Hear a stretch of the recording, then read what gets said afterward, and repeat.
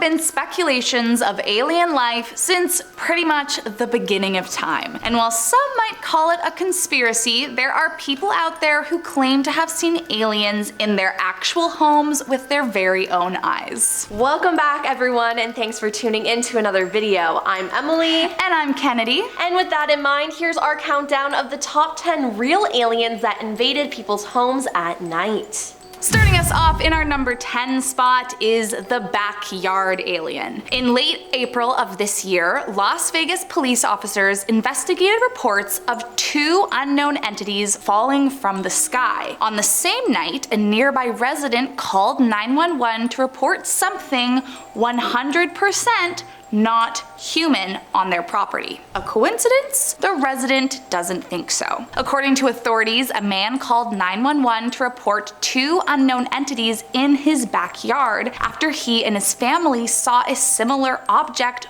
fall from the sky. The man described the creature as 8 to 10 feet tall beings that appeared to be like aliens with big mouths, big shiny eyes, and added, once again, that they were 100% not human. They were looking right at him and his family from their backyard, and he kept clarifying that it was not a joke and that he was terrified of whatever was lurking in the dark. The department investigated the property for the days following the alleged paranormal incident before closing the case. But still, I can only imagine how terrified that man must have been. Let's just hope it doesn't return for more. Number 9. Demi Lovato. Yes, that Demi Lovato, the singer, songwriter, and actress, has met aliens. Well, allegedly. Demi claims they were abducted by 3 space aliens and taken to a pink and purple planet. Demi appeared on the Kelly Clarkson show and said, "I woke up in my room and there were 3 beings. They asked, 'Do you want to see your planet?' I whooshed out of the room, I hovered before our planet, then whooshed to this pink and purple planet." Now, some people are skeptical that she made this up to promote the limited series streaming at Peacock, Unidentified with Demi Lovato, but if it is true, what an experience. Next up is Charles Hickson and Calvin Parker. The Pascagoula abduction was an UFO sighting and alien abduction in 1973, in which Charles Hickson and Calvin Parker claimed that they were abducted by aliens while fishing. On the evening of October 11th, 1973, 42-year-old Charles Hickson and 19-year-old Calvin Parker told the Jackson County, Mississippi Sheriff's Office that they were fishing off a pier on the west bank of the river when they heard a whirling/whizzing sound, saw 2 flashing blue lights, and observed an oval-shaped object 30 to 40 feet across and 8 to 10 feet high. They claimed they were conscious but paralyzed, while 3 creatures with robotic slit mouths and crab-like pincers took them aboard the object and subjected them to an examination.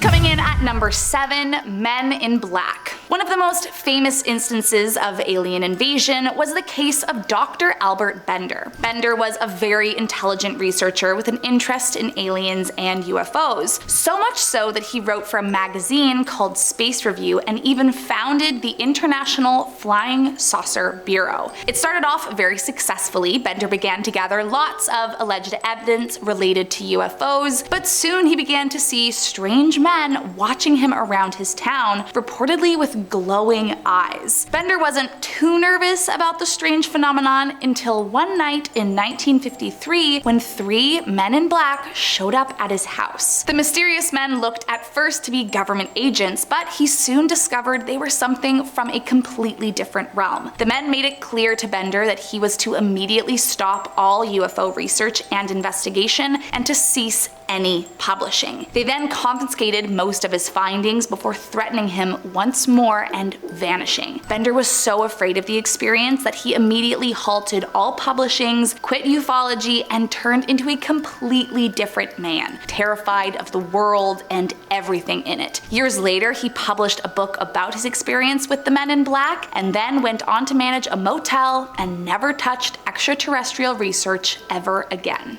Coming in at number 6, Whitley Strieber. On the night of December 26, 1985, Whitley Strieber was staying in his cabin when all of a sudden he was woken up by a strange noise. Then he saw this small, non-human entity approaching his bed, and next thing he knew, it was morning. Strieber was so confused he couldn't remember what the hell had happened to him exactly, but he knew it was something strange. According to Strieber, it was during a session of regressive hypnosis a few months later that some of the memories returned. According to Strieber, beings that he has since referred to as visitors entered his home and abducted him. But incredibly, that wasn't the only time. A few years later, while asleep in a hotel room, Strieber claimed to have been visited by another mysterious stranger. Quote, "I got up to open the door thinking it was the room service waiter. It was not. It was a man I described as about 5.5 feet tall, older looking, like someone in his 70s. He wore dark-colored clothing, a turtleneck, and charcoal slacks." Strieber claimed the visitor stood motionless by the window for nearly an hour, and that the two shared a deep conversation about the dangers of creating an intelligence more evolved than its creator. Strieber said it was the most extraordinary conversation he has ever had in his life. Number 5. Antonio Vilas-Boas. On October 16, 1957, at night, Antonio Vilas-Boas was plowing fields when he saw what he described as a red star in the night sky that approached him, growing in size. The craft began descending to land in the field, and he decided to leave. Smart choice. He first attempted to leave the scene in his tractor, but the lights and engine died, so he decided to continue on foot. However, he was seized by a 5-foot-tall humanoid who was wearing gray coveralls and a helmet. Its eyes were small and blue, and instead of speech, it made noises like barks or yelps. 3 similar beings then joined, and they dragged him inside the craft. Once inside the craft, Antonio said that he was stripped of his clothes and covered from head to toe with a strange gel. He was then led into a large semicircular room through a doorway that had strange red symbols written all over it. They then took blood from him and took him to a third room where some kind of gas was pumped into the room, which made him violently ill. Shortly after this, Antonio was joined in the room by another humanoid. This one, however, was female, very attractive and naked, and the two had sexual intercourse. Antonio was then given back his clothing and taken a tour of the ship by the humanoids. He was then escorted off the ship and watched it as it took off, glowing brightly. When he returned home, he discovered that only 4 hours had passed.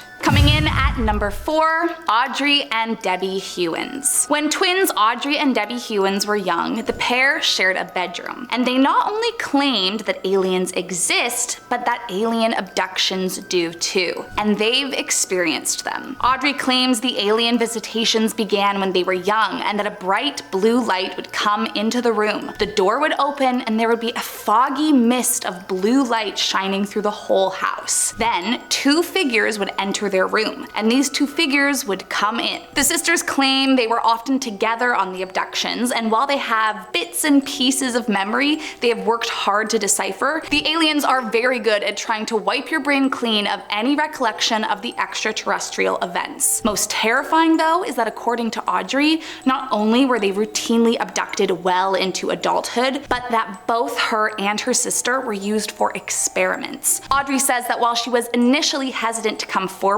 after a non-human entity saved her from drowning in the ocean, she was inspired to dedicate her life to openly discussing her alien abduction experiences. Elizabeth Klarer. Elizabeth Klarer was a South African woman who, starting in 1956, publicly claimed to have been contacted by aliens multiple times between 1954 and 1963. Her first visitation supposedly occurred when she was just 7 years old, and she was one of the first women to claim having a sexual relationship with an extraterrestrial. She promoted an idea of a better world and beliefs in a cosmic consciousness. In her book Beyond the Light Barrier, she strived to convey a message of peace, love, understanding, and environmentalism, which she credited to the superior wisdom of an advanced and immaculately utopian Venusian civilization. She also ended up promoting conspiracy theories of an international cover-up that kept vital information from the public and claimed to have been threatened with abduction to press her into revealing details about alien technology. And coming in at number 2, we have Travis Walton. On November 5th, 1975, Travis Walton was abducted by aliens and didn't return for 5 whole days. Travis's abduction began after working in Site-Greaves National Forest near Heber, Arizona. Travis and a 6-man group of loggers were returning home when they allegedly spotted a shiny disc spanning 40 feet in diameter hovering in the sky above them. He said it was a metallic glowing disc making some very strange sounds. The closer I got to it, the more scared we all got, and they were swearing at me to get away from there, and when I got close, it suddenly got louder and started to move. Travis then claimed that non-human beings abducted him and experimented on him until he fought them off. But as the beings purportedly poked and prodded him on a kind of table, 5 days elapsed on Earth where Walton was officially declared missing. I became conscious inside the craft and I believed I was in the hospital, he said. I was in a lot of pain, and as I became more conscious, I looked around and I saw alien beings and I just panicked. They were much smaller than me, and I think that's the reason they gave up. Once they found they couldn't control me, they split. Later research conducted that the site of Travis's abduction showed an unusual growth rate in the trees where the craft had allegedly hovered. The trees near the site were found to be producing wood fiber at a rate of 36 times greater than they had decades before. And last up in our number 1 spot today, Terrell Copeland. A former US Marine, Copeland claimed that his first experience with aliens occurred in 2007 when he captured footage of what he believed to be a UFO on his cell phone from his apartment. Copeland says that he knew what he was witnessing was extraterrestrial in nature, but wasn't too concerned until he published the footage online. That's when things really became strange. Copeland details that the invasion happened when he was woken up by the sound of someone trying to enter his apartment. "Who is it?" he asked, but there was no answer. Still, he could see the knob was moving and something scratching on the other side of the door. He had the thought to grab his weapon, but as soon as he thought about it, he realized he was paralyzed and unable to move. That's when he heard a voice come from the other side of the door saying, "You don't need that weapon. We won't harm." Following that, Copeland began to experience missing hours,